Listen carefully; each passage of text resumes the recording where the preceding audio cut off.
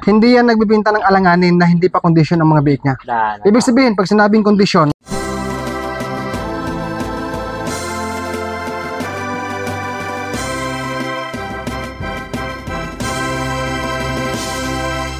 yan ang hindi magandang balita. Itawan na lang natin, guys.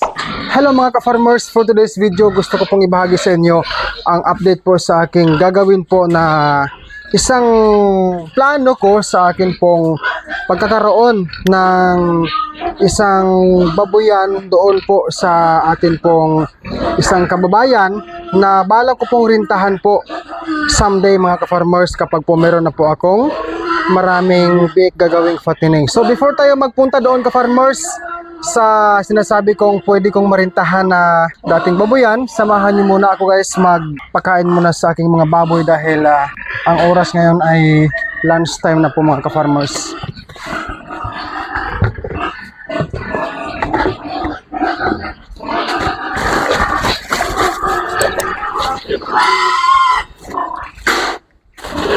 Ito guys, pangdagdag lang dry feeds, 2 kilo para po sa patining. So unahin ko lang ka-farmers magpakain sa mga baboy. Inahin ko ha. Dali kayo. Ito. Ito na ang pagkain ninyo. Kasi masyado kayong maingay. Ito, tubig. Yan.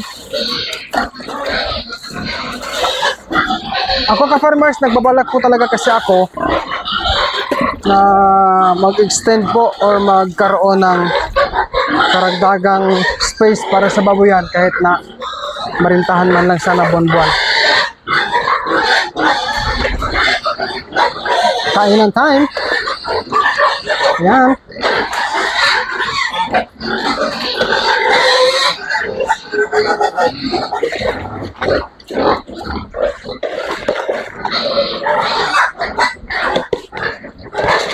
Okay.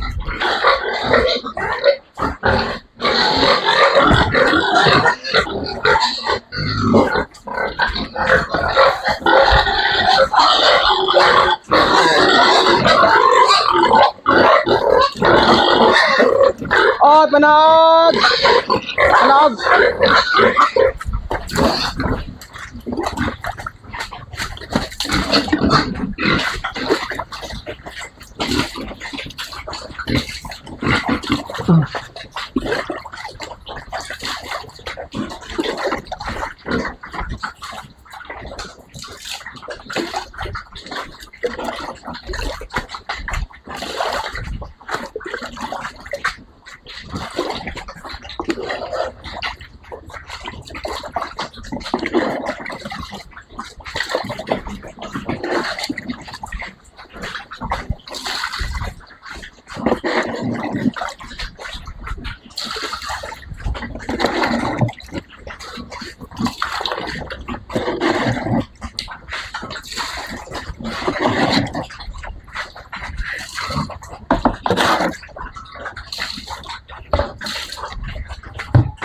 Dry feeds mga ka-farmers.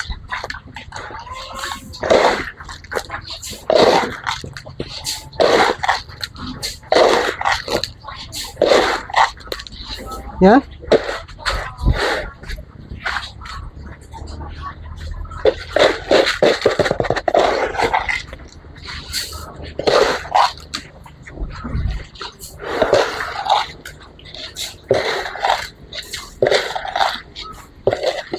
Kulang. Dagdagan po natin ka-farmers.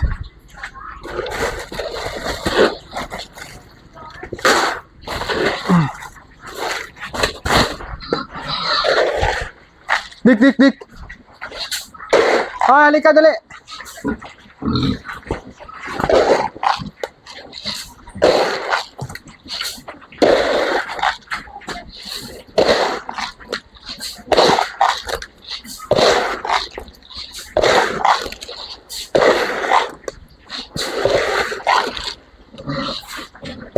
Ito pa. Okay. So mamaya na po tayo guys mamaya na po ako maglinis dyan sa kanila after silang kumain.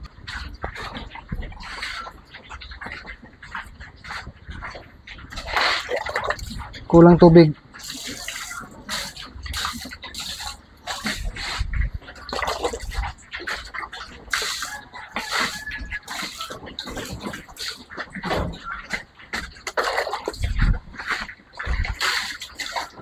Okay.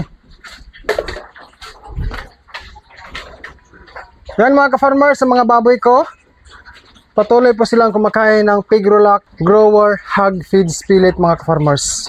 Yan, samantala po yung inahin dyan, iwan po natin sila. So ka-farmers, pupuntahan po natin yung sinasabi kong babuyan ka-farmers, no?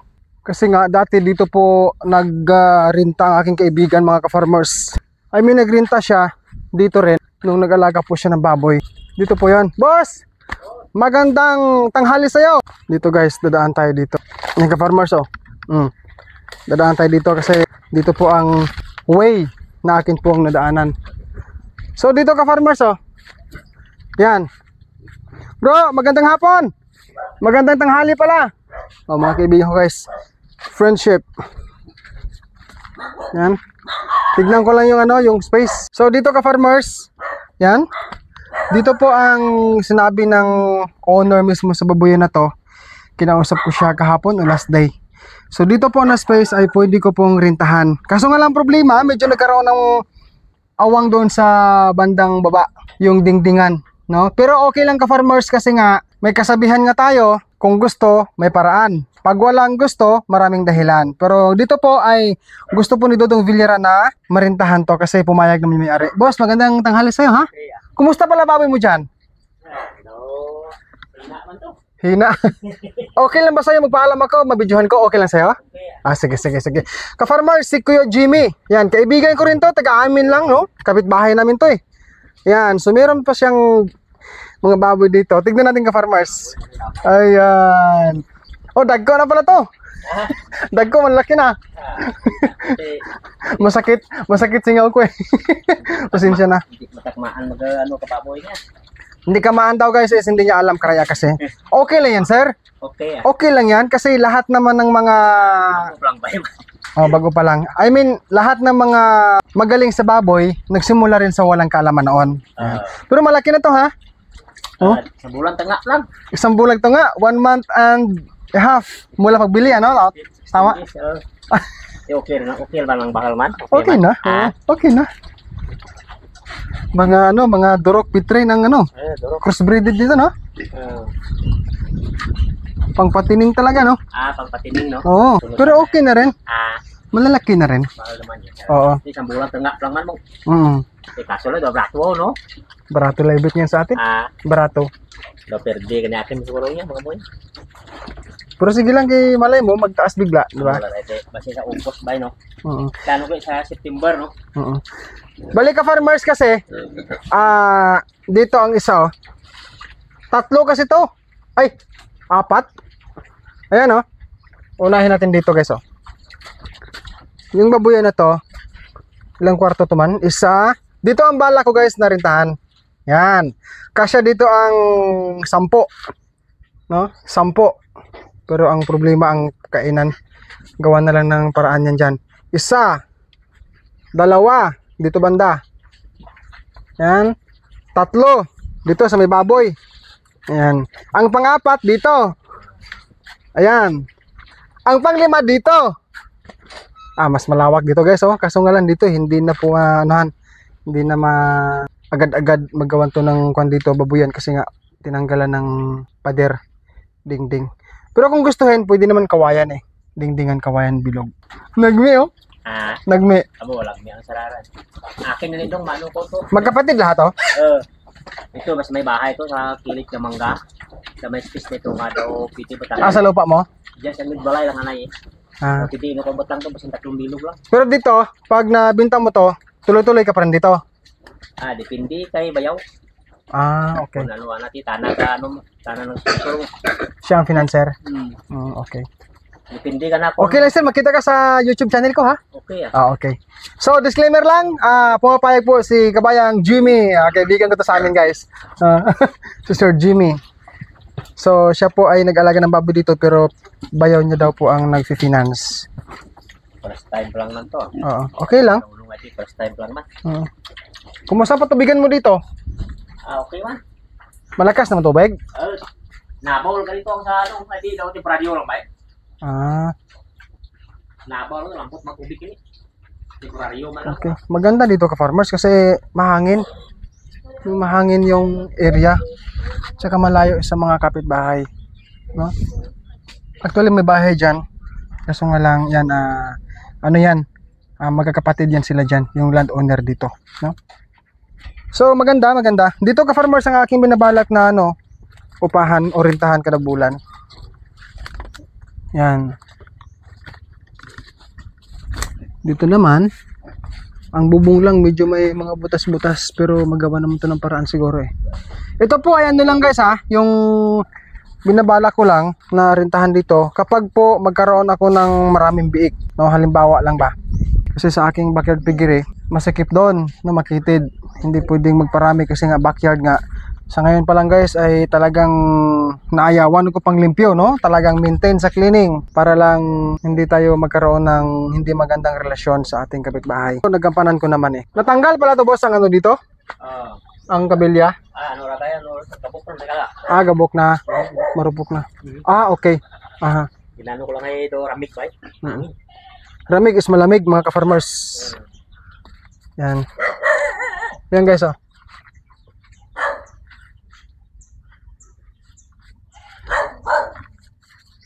Bro. Kumain ka na bro? Tumingin ako dito. Kinausap ko si kuya mo eh last day na dito sana. Gusto ko rin tahan sana kung maraming biik na ako. Kawayan siguro, pwede na. Yung puso. Kanino mga kawayan dyan inyo? Malaki-laki lang yung trabaho nito. Oy! Friend tayo!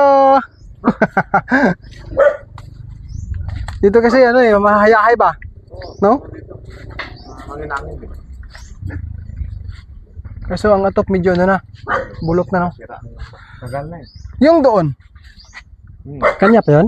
Kaso malapit doon. Lapit sa ano? Papunta nga naman. Malapit sa sapa no? Guys, puntahan natin. Ano bro?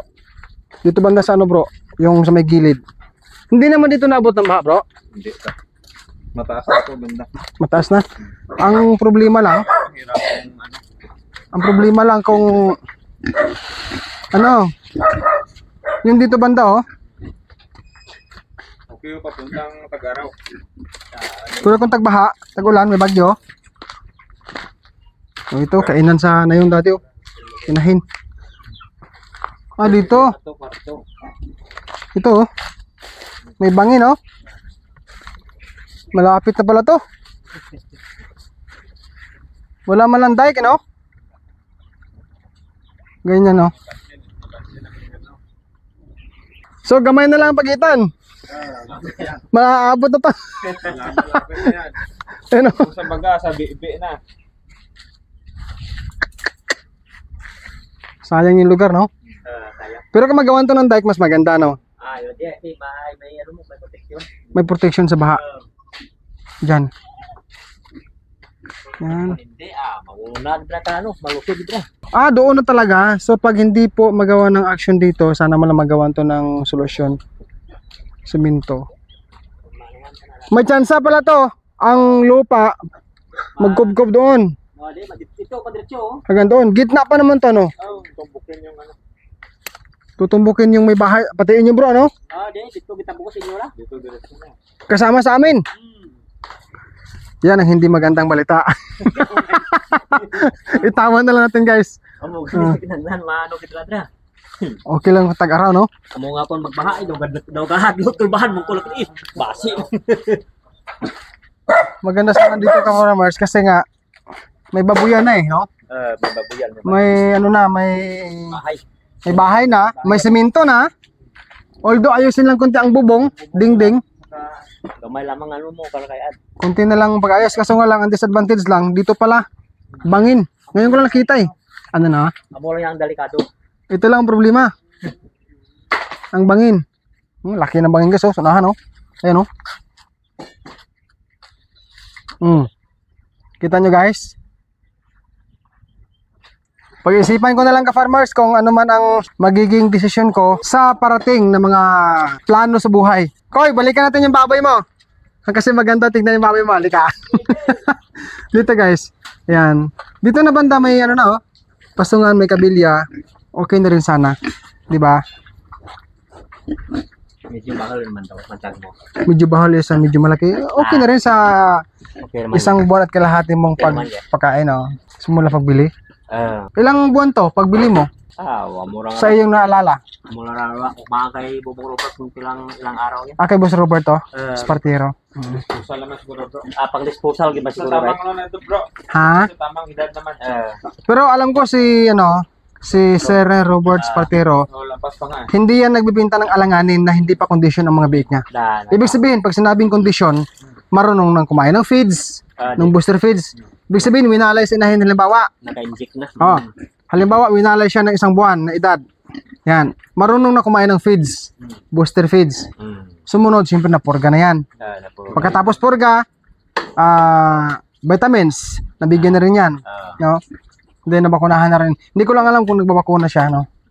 Basta, ang mahalaga, marunong nang kumain ng feeds ng baboy, ang biik. Ganyan kadalasan sa mga nagbibinta ng biik. Ganda guys, oh. Nan. Ayan na. Si Boss Jimmy nag-alaga nito. Okay, Jimmy. Yan, si Kabayang Isong. Ayan. Kapatid po ng may-ari dito sa lugar na to. Sa lupa. Ikaw, wala kang balak mag-alaga ng baboy? Financial pa kulang. Financial. Gusto nga sana eh. Wala pang pampunan. Sige lang. Malay mo, balang araw, di ba? Di ba? Sige lang. Kasi malaki din ang gastos sa baboy. Ayan, ka-farmers, maraming salamat po sa pagpanood nyo sa video na ito. Sir Jimmy, salamat! Happy farming! Darating ang panahon, sir. Matututo ka rin lalo. Tanong ka lang sa akin kasi handa naman ako tumulong sa'yo eh. Siyempre yung yung mga turo ng kaibigan mo, sundin mo rin, ha? Okay, ka-farmers, happy farming. Bro, salamat ha! Salamat. Pag-iisipan ko kasi malapit sa bangin pala, oh. Diba? At least, kung doon banda, medyo malayo-layo. Hindi naman gaano siguro kabilisan maano to dito eh, no? Mauna na ito bago yan. Doon muna mauna, bago dito. Diba? So wala naman sigurong malaki masyadong baha sa itong parating na December sa atin, no? Sana. Ako mga December na, oraan na. Ayan. Ang takot naman ko mga pagko sa June. Yon, okay. Di bale, si Lord nilang bahala, no? Yunako, sulong kaagapay, instant cash araw-araw nationwide. Madali lang sumali. Step 1, bumili ng participating products. Step 2, isend ang 7-digit code via FB Messenger or SMS. Step 3, get a chance to win. Paano sumali? Bumili ng mga produkto mula sa mga sumusunod na participating Yunako brands. Hanapin ang 7-digit alphanumeric promo code sa coupon na nasa loob ng sako ng feeds o sticker at i-text ang SKP space promo code send sa 225687. Example, SKP space ABCD123. Pwede ring i-chat ang code sa Facebook Messenger ng Yunako. I-scan ang QR code at isend ang promo code. Pwede ring manalo ng instant GCash 20, 30, 50 at 100 araw-araw. Participating products tulad ng Pigrolac Mama Pro, Early Week 1 kilo, Uprolite, Vitracin, Jictran, Latigo, Bixan SP, Major D, Microban, Bactired, Sustalin LA, Digestaid, Mistral, Ginvet at iba pa. Ang bawat promo code ay may katumbas na raffle entry depende sa produktong bibilhin. Grand draw period mula April 15 to September 30, 2025. Draw date October 1, 2025. Number of winners, 40 katao pwedeng manalo ng Android smartphone, 20 katao pwedeng manalo ng Smart TV, 12 katao pwedeng manalo ng e-trike, 4 na tao pwedeng manalo ng Toyota Tamaraw. Tandaan, kung manalo ang consumer, meron ding prize winning ang store partner o suki na pinagbilhan. Ang mga mananalo ay makakatanggap ng tawag mula sa Yunako representative para i-verify at ipagbigay alam na siya ay nanalo. Ang opisyal na listahan ng mga nanalo ay ilalabas sa Facebook page ng Yunako. Ano pang hinihintay nyo? Bili na, sali na! Shout out po kinakabayang Mon Balauro watching from Abra Purong Ilocano, Noli Hilamon from Davao de Oro, Norma Cabalog from Bourbon, Cebu, Bartolo Artificial Insemination from Bugasong Antique, Mark Joy Garcia, Susan Dagoyen from Palayan City, Nueva Ecija, Dolores from Toledo City, Geraldine Eusebio from Lawaan Antique, Elmo Kausing from Mati City, Davao Oriental, at sa inyong lahat viewers, shout out po sa inyo. Ako po si Dodong Villaran, ang patuloy pong nagpapasalamat sa inyong lahat sa pagpanood nyo sa video na ito. God bless us all mga ka-farmers and peace out everyone.